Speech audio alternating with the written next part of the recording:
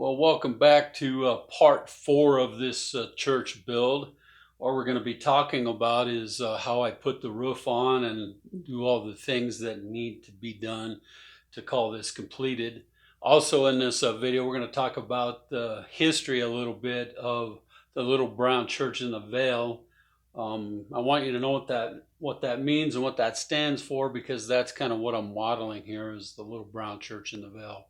So let's check this footage out, and let's talk about the roof of this building and how I put it on.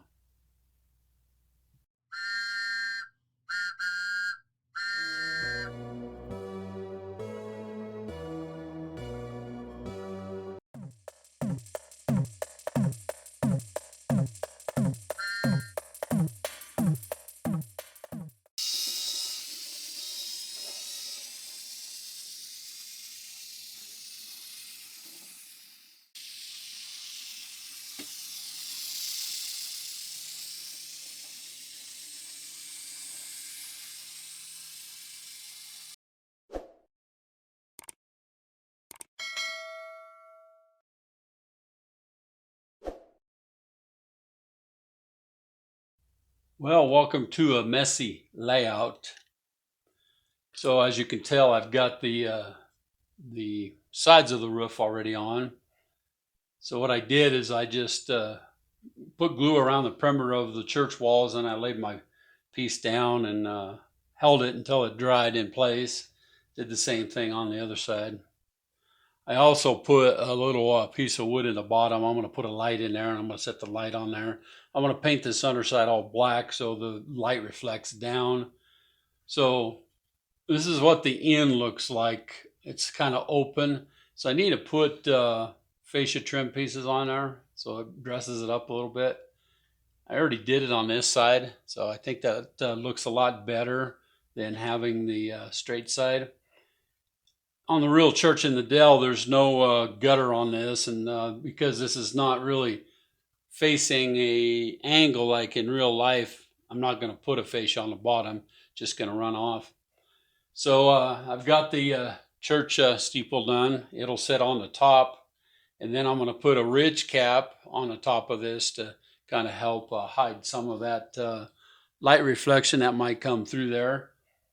And so what I'm going to do now is I'm going to go ahead and glue the fascia pieces on this gable, and it kind of looks pretty cool with having that on there. So I'm going to put that on there, and then I'll come back and show you where I'm going to put the steeple at, and then we'll put the ridge cap on it. Keep watching.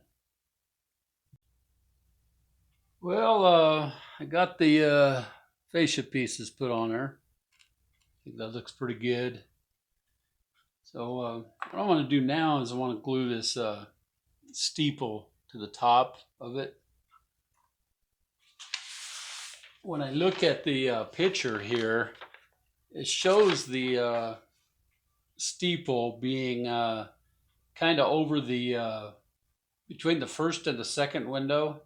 So if I go kind of up with it, it's more in line with I believe the second window from the front.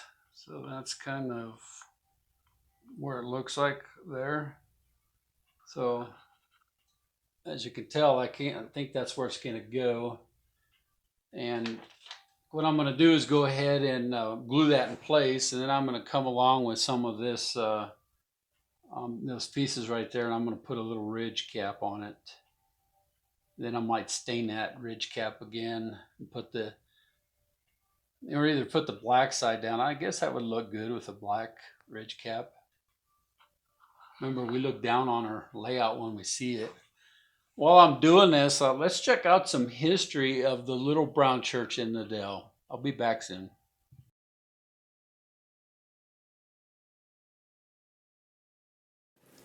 Here's a pretty nice article I found on the little brown church in the Vale story. I think what I'll do is I'll just read this story to you. It might be more special that way. I'll pipe in some music as I do this. The little brown church in the Vale story.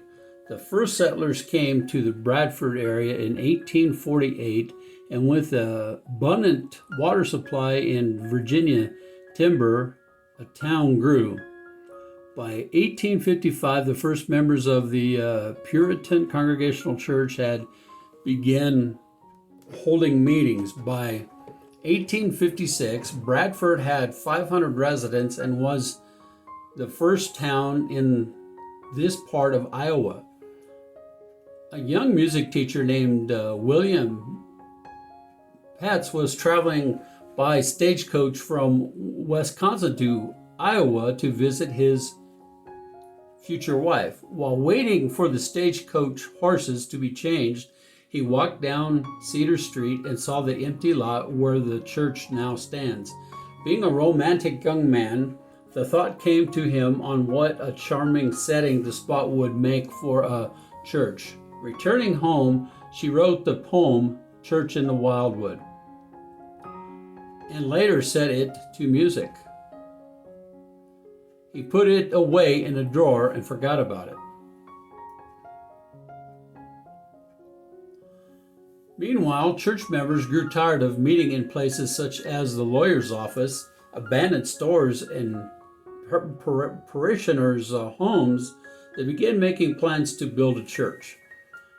A family in the parish gave them the property. When Reverend Nunting arrived, talking of building became serious. Limestone was quarried, and by 1860, the foundation was laid. The Civil War slowed the work, but when one family gave trees and another donated the sawing of the lumber, the work never really ceased. By 1862, the building was enclosed and not a penny had been spent. When it came time to paint the building, the cheapest paint to be found was Ohio mineral paint, which would protect the wood but which was unhappily brown. Protect the wood, but it was unhappily brown. With help from friends in the East, the building was finished, complete with bell in 1862. Isn't that pretty cool? It has a bell. I didn't know that. Meanwhile, Mr. Petz was married and was living in Wisconsin. In 1862, the couple moved to Fredericksburg to be near her elderly parents, and Mr. Pitts was hired to teach singing classes by the Bradford Academy. Imagine his surprise when he saw a little brown church nested in the very trees where he had stood some years before. He went home and found a song and taught it to his class, who sang it as the dedication service of the church. Betts had written the song for the church that wasn't there. The congregation had painted their little church brown without even hearing the song. History was hard on the little brown church. The railroad bypassed the town, and a flour mill moved to New Hampshire to be on a bigger river. The railroad and other industry moved to Nashua, the town once the county seat, so they disappeared. In 1888, the church building was closed, although the congregation continued to hold Sunday school every week at the school. Occasionally, services were held at the building. In the early 1900s, a society for the preservation of the Little Brown Church was started, and by 1914, services were again held as they are now. History took another turn when the Weatherwax Quartet traveled throughout Canada and the United States between 1910 and 1921. Their theme song was The Church in the Wildwood, and they talked about the little church. After World War I, highways were improved and cars brought many visitors. When a school superintendent and merchant daughters were married at the church, a new tradition was started. The ringing of the church bell. It was a means to proclaim the wedding and pronounce blessings on the new couple. And that, my friends, is where the veil comes from in the song. In August of 2014, the 74,000 weddings, wow. In August of 2014, the 74,000 weddings was held at the historical church site. It remains, as it was founded, a congregational church. The song continues to be sung as the response to the benediction in a little church that is painted brown and sits in the Wildwood. Man, isn't that amazing, my friends? As we go down into this history, there's a contact us and directions. So there's a phone number here, and it's located at 2730 Cheyenne Avenue in Nashua, Indiana.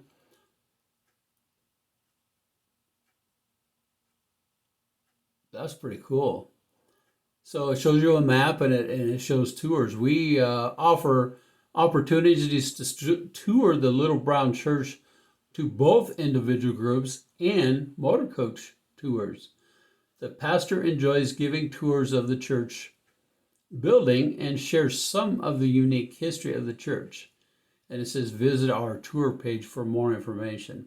Isn't that a pretty cool article there?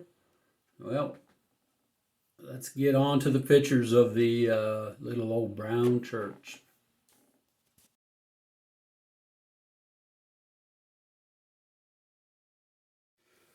I found some pictures on a little slideshow of the little brown church in the Vale.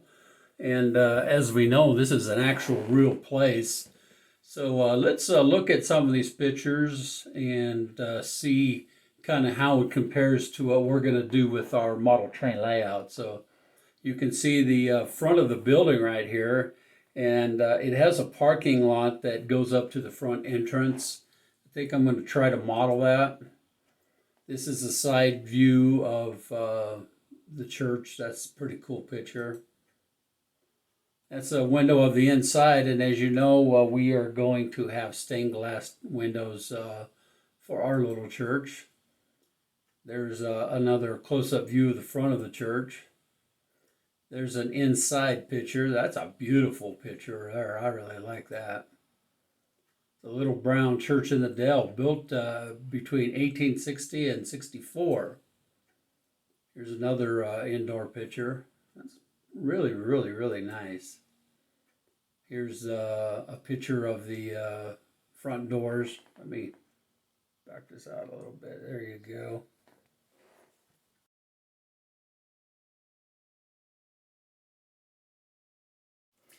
Want to kind of share the song lyrics to the church in the Vale. I can't really play this song on my video here because it's got copyrights on it. And then if I wanted to monetize this video, I wouldn't be able to do that. So best thing I can do is just read the lyrics to you, and I'll just bring some music in as I do it.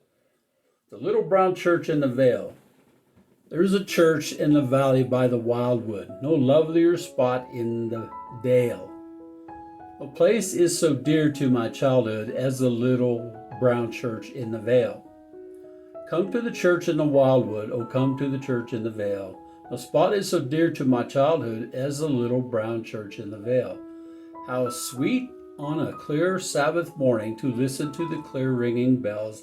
Its tones so sweetly are calling, oh come to the church in the Vale.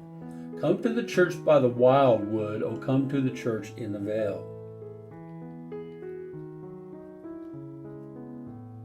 There, close by the church in a valley, lies one that I loved so well. She sleeps, sweetly sleeps, near the willow. Disturb not her rest in the vale. Come to the church in the Wildwood, oh come to the church in the Vale. No spot is so dear to my childhood as the Little Brown Church in the Vale. There close by my side is that loved one, 'neath the tree where the wildflowers bloom. When farewell hymns shall be chanted, I shall rest by her side in the tomb. Come to the church in the Wildwood, oh come to the church in the vale. No spot is so dear to my childhood as the little brown church in the vale. So there you see the lyrics to it. Let's see.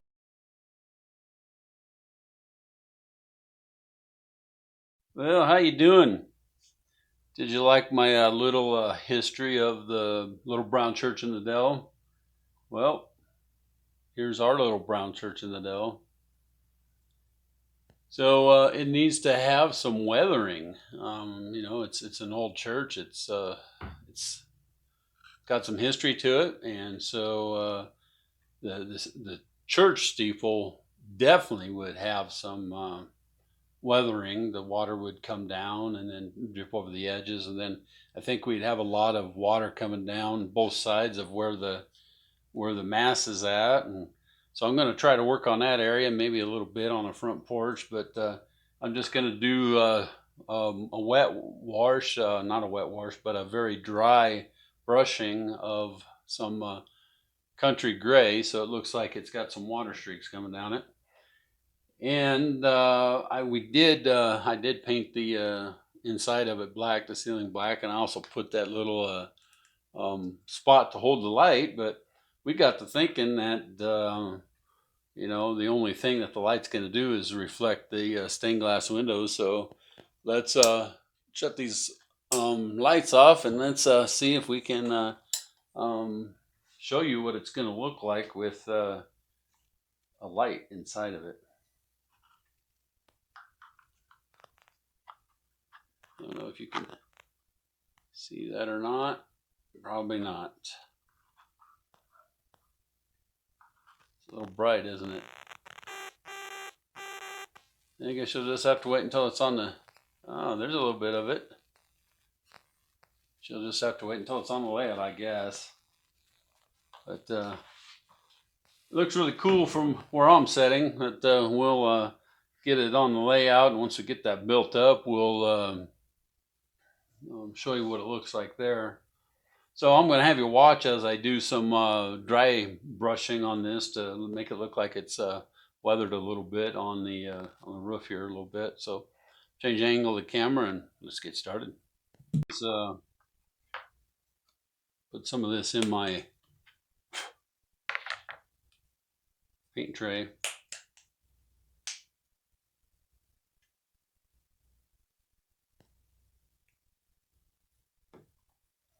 And I'm going to use a paper towel to actually dry my brush off.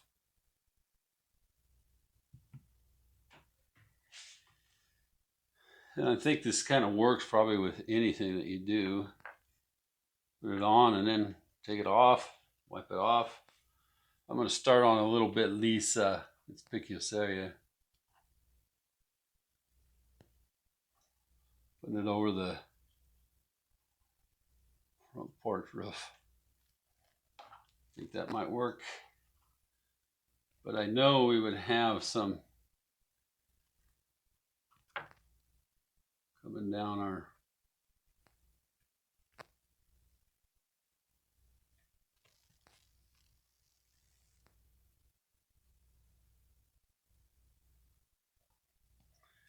get some more on there, I guess.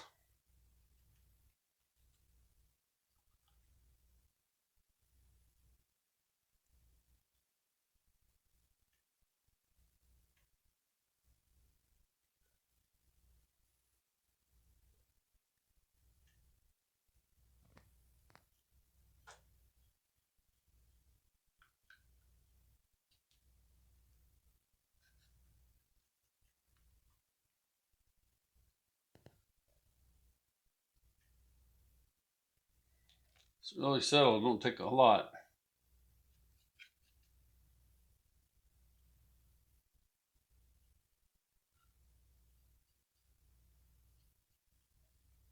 See, it's putting a little bit of a coloration. It's kind of what I was looking for there.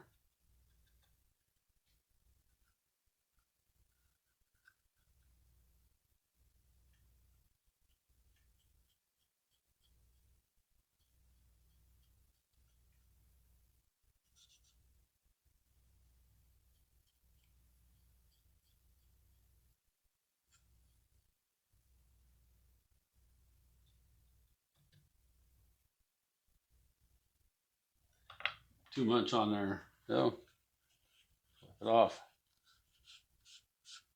It'll help with the look you're trying to go with, right?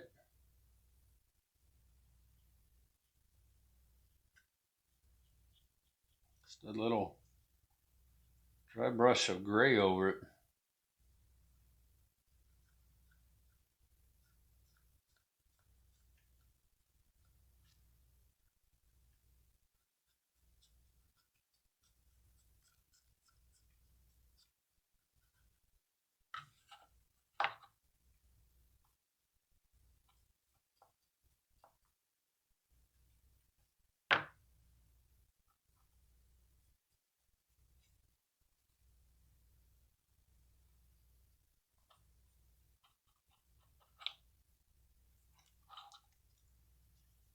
Try to wipe some of that off.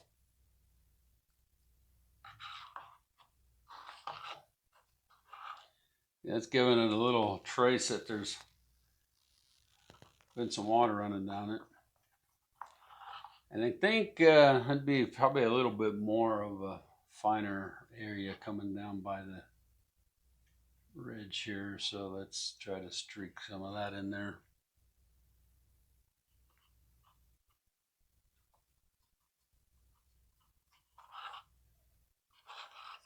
Bring it some age.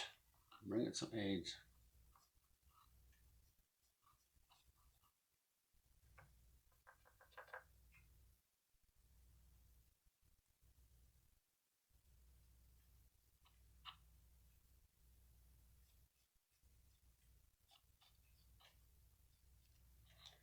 I think that'll do it. This gives it a look of some age to it. All right, now what I'm going to do is show you where it's going to go on the layout. But before I do that, I want to talk about the bottom piece of it. I actually made a little template that the church actually sets on. So you can actually set that on your layout. And then if I cut this out of a 1/4-inch piece of wood, you'll have a concrete step, but I'm going to cut it so it's just the step. And then here, I'm going to make this little step come out into a bigger porch here. So I might do that there. It'd be nice to have some flowers or something planted around this area right here. But I'm going to make a design where it's actually going to come out more.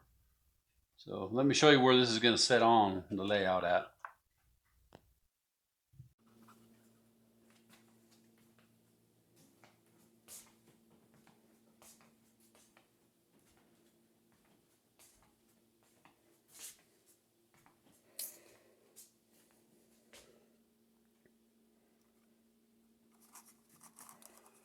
Well, that's about where it's going to set. Put you guys down here so I can talk to you for a minute. So this whole corner is where the church layout's going to be. And remember me talking to you about this little pattern I'm going to put underneath there. I'm going to draw another one out so I have it underneath the building, and then it'll cut back in, and then it'll be a sidewalk come into the edge of it, and then I'll run a sidewalk out. Here I'm going to cut it so it comes back in here. Maybe this whole thing will be concrete. So if I want to lift this up just a little bit, just like it would be up on a little hill, and that's really aggressive a little bit, but if I just make a platform, then I can get it as high as I want, put a few shims underneath it. Then if I have the concrete, front entrance on it, then I can angle the sidewalk with my sculpted mold or my smooth it to where I want to go. And so what I'm planning to do, because this is my little town, I need as much space on the streets and inside here. I was going to vertical park some, but I'm going to have to make them like this. And so these will be down on the street, but The rest of it will be higher because all the buildings are going to set up just a little bit. So, being we're doing our church video, a lot of people have been wondering what that wording is on that plaque that we have over there. So I'm going to finish this video out by focusing on that words there, and I'm going to recite what it says. You are the light of the world. A town built on a hill cannot be hidden. Neither do people light a lamp and put it under a bowl. Instead, they put it on its stand, and it gives light to everyone in the house. In the same way, let your light shine before others, that they may see your good deeds and glorify your Father in heaven. Matthew 5:14-16. Close this video out with the little train running.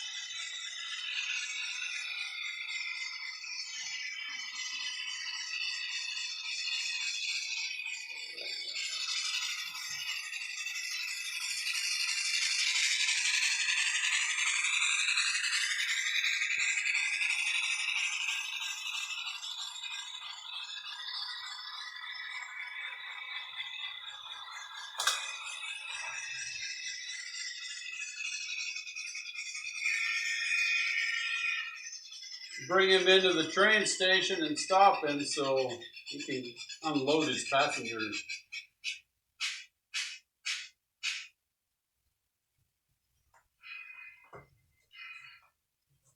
Thanks for watching.